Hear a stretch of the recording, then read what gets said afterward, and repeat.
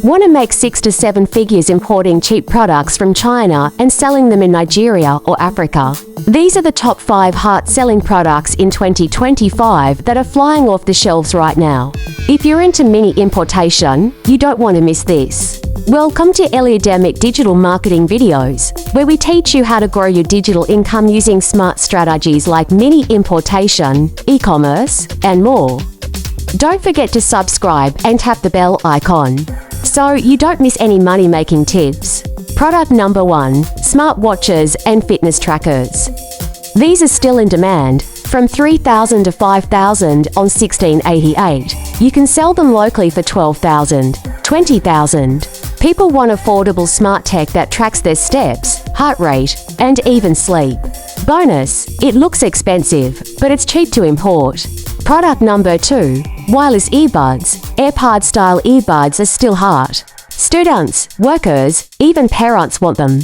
Import for as low as $2,500 and sell for $8,000 to $15,000, depending on packaging and sound quality. Upgrade tip, look for versions with LED displays or noise cancellation. Product number 3, reusable water bottles with temperature display. These bottles are stylish, eco-friendly, and trendy. Import for about $2,000 and sell for $6,000 or more. They're popular with fitness lovers, students, and even gift buyers. Product number 4, car accessories. Car air purifiers, phone holders, portable vacuum cleaners. People are obsessed with upgrading their vehicles. Most items cost between $1,000, $3,000 on 1688 and resell for $5,000, $12,000. Best part? They're lightweight, so shipping is cheap.